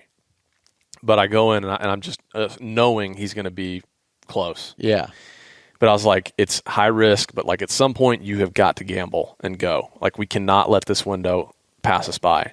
It's like we waited for the winds to pick up and like, tried to find the best opportunity. I also thought if we caught him more in the middle of the day that he'd be half asleep at this point. At some point they kind of like snooze off. I know they like to get up middle of the day. We tried to go in after we thought he'd get up middle of the day, kind of in between when they'll hop up, around lunchtime and then the evening. Like we tried to catch it in between then to where hopefully he'd be like half asleep. So we go in, I get to the base of the tree, I get up in the tree and I'm like we're in, like we're like, this is happening. We're in. And my buddy Hunter was at the base of the tree and he was like, hadn't started climbing yet. And he was just, it wasn't like, I still to this day, like, I don't know what it was, but I heard this just like rustling of leaves and like just sounded like something running off. And there was like some activity up by the houses, like they were they had like a tractor running or mowing something, anyway, something cutting land, whatever. And I think it was just a lot of noise, a lot of activity, and maybe he heard something or just sixth sense, like something that he didn't like, and he got up because I got a trail cam video and I only had a picture at the time of him leaving. And I heard it. I checked my camera and I was like, dude, we blew it. Like it's done. It's over. And I was like, dude, I was about to like smash my bow. Like I was so mad, like so much had led up to this moment and I was in the tree, like so close, and we blew him out. And just that image, I'm looking at the image. I'm like, dude, it's over. Like we blew it. And so we left, and I ended up getting an updated, like the video downloads later. And I went from thinking we'd blown it, totally spooked him out, to seeing the video and being like, that's not a spooked deer. Like he left, but it was not like a, like bat out of hell, like spooked, like run. It was just like just kind of doing a normal thing. Yeah, just like there was something he sensed, not of great concern, but enough for him to kind of just like mosey out, like not walking, but just like you could just tell with his behavior. I was like, that's not a spooked deer. And I don't know what it was. Like again, like something tipped him off, but it wasn't enough to tip him off to be like, oh shit, like, this is compromised, I'm out. And so after seeing that, I was like, dude, like we're still in the game. And so we go back in the next morning and we get in like early and we're set, we're in, didn't spook anything. He hadn't been on camera. And we're sitting there and it's like, it's getting light. I think it like 20 minutes ish after first light, we see him. Hunter saw him first, walk across the river, come right to his bed, and lay down. And we're sitting in the tree, and it's like the first bit of our hunt, and there's a 200+ inch deer bedded that we can see at 50 yards. And it's like, dude, we're not getting down. No. And I was like, for whatever reason, I was like, if we were in this tree all day, I'd suck a banana in my like hoodie thing. And I asked Hunter, I said, hey, you have any water? He was like, I got one bottle, like one little water bottle. I was like, I've got a banana. I was like, we can make it. so we were going to split a half a banana and a water. Because we were like, he's going to be laid down. I'm sure he's going to get up that middle of the day, but he's probably just going to like mill around and reposition, lay back down. But I was like, he's probably not going to get up and work around until like right before dark. So we were committed to the whole deal. And it's like, we're sitting there. We had some does come in, and they kind of moseyed off. And about 10 o'clock rolls around, and he just out of nowhere, just boom, stands up. And he stands up, stands there, and all of a sudden he's walking, starts walking. And he came like 5 yards and it just like stopped. This is the part that gets fascinating. This deer stood up at 50 yards. And I know this because I clicked the second angle like Osmo, and I looked at how much time had from when I pushed record to when I shot. This deer stood up at 50 yards. I shot him at 25 yards. So he came 25 yards towards us. It took him 27 minutes to walk the 25 yards to us to shoot. You talk about the most surreal whitetail experience. It's undescribable. I literally can't put into words what that experience was like. But he would, exactly like I thought he would be, so methodical. He'd like take a step and just like analyzing, like looking around. Like he was even looking in the tree we were at times. And he just like browse around, eating some browse, take another step, look around, analyzing. Like every step this deer was analyzing. We watched it for 27 minutes. It's a long freaking time. Oh, it's a really long time. And again, just browsing. Like there was times he's like throwing his antlers, throwing his head up, and just like, I mean, dude, just like living a dream, watching this and experiencing this thing unfold in front of me. And just minute by minute, just yard by yard, just like, I mean, sometimes standing in the same spot for 5 minutes, not moving. And he just like slowly, again, like angling towards us, coming in.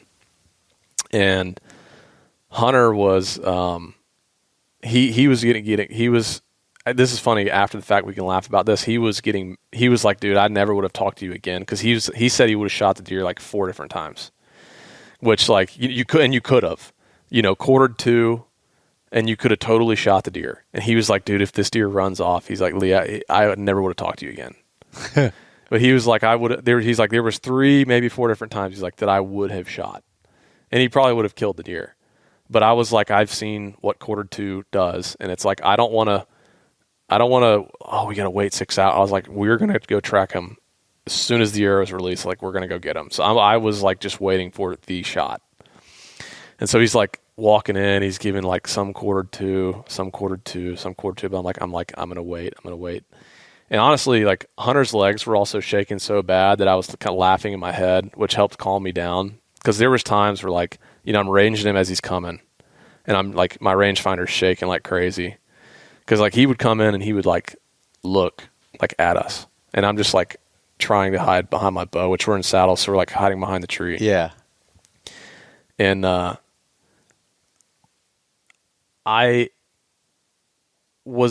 kind of knew it was almost euphoric.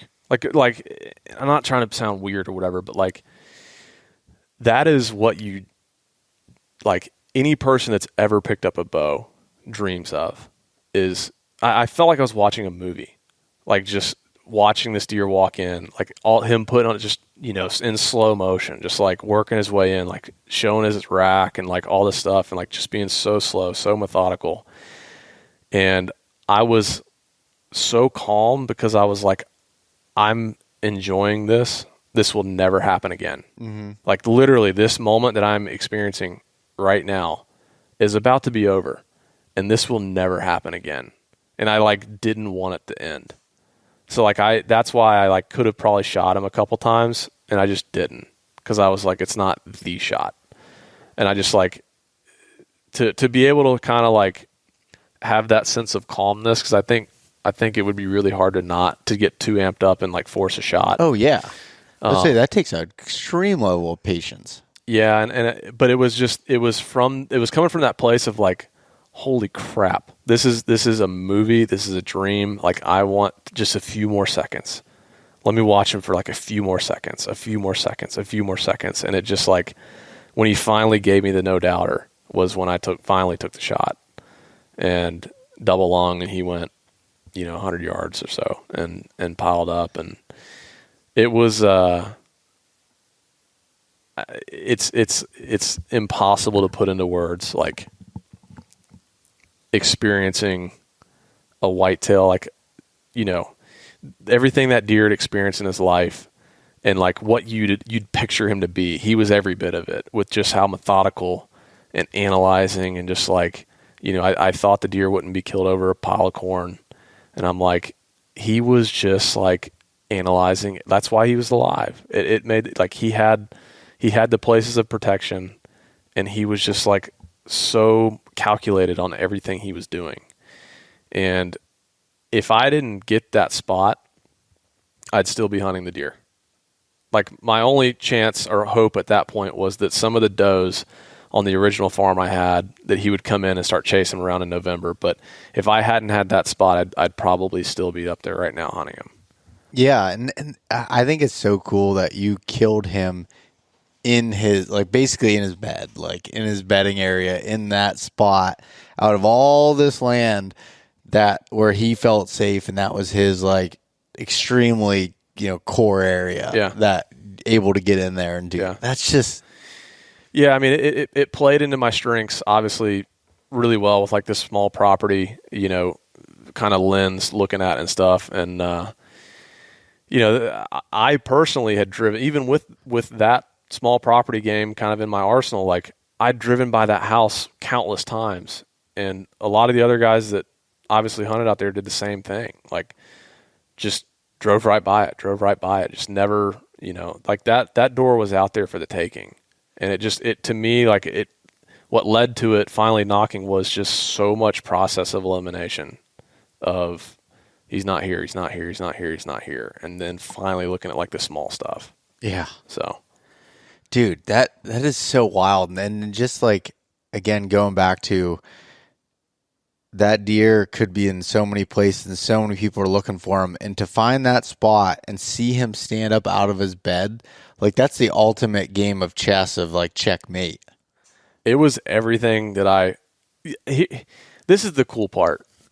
You kind of dream about how's it going to go down. If it were to go down, like how would it go down? Like you dream about, like what if you killed him spot and stalk? What if you killed him like, chasing a doe, hitting a scrape? Like I think you always hope that something would go down in some kind of way. And the way it went down was like, it exceeded anything I could have ever possibly wished for out of a whitetail experience in my life, especially out of a deer like that special. Yeah.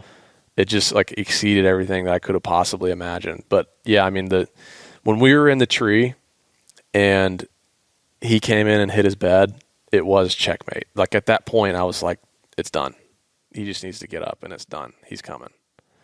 And it was, dang. It was just like I'm really appreciative that I was able to like kind of recognize that in the moment and soak it up. Yeah. Like, so I think sometimes stuff happens so fast and things are sometimes feel like everything's in fast forward, and it really wasn't the case with this deer. And like I'm really glad that it went down the way it did. Yeah, dude, that is absolutely awesome. Like, the last question I have on this is, Are you a visualization guy? Like, where you visualize like how you think that it's going to go down, or did you have any sort of preconceived notion on how you thought it was going to go down?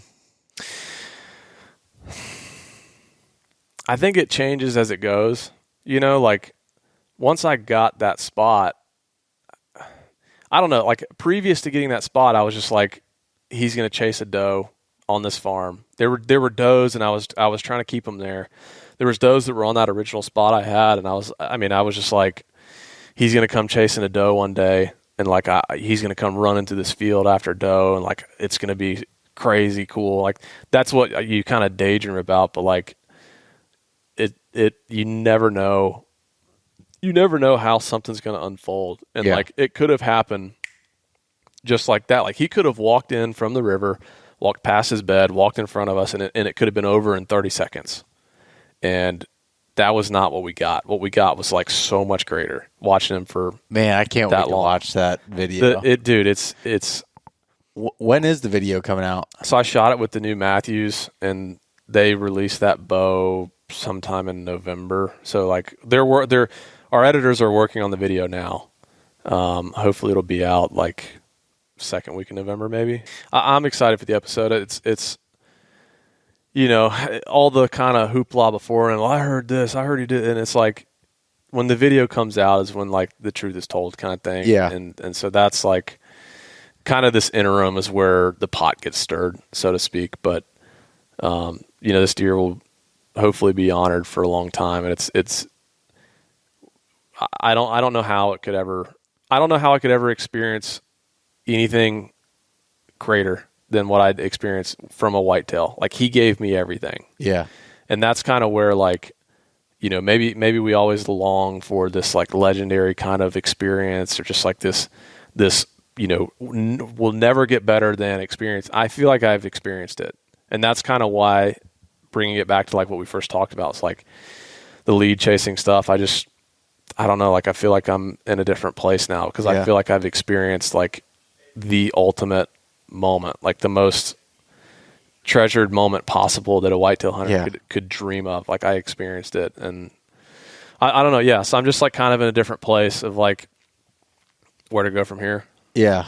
Well, I'm excited to see where, I mean, you're kind of starting that journey now with being here and trying some different things, but man, I'm so just pumped for you that you got it done. And like, you know, and I've talked to you through the process and everything, and knew how hard you were working for that deer, but purposely I didn't ask you, and then you didn't tell me like the full story behind it until this, and to hear that, just like, oh, it gives me chills.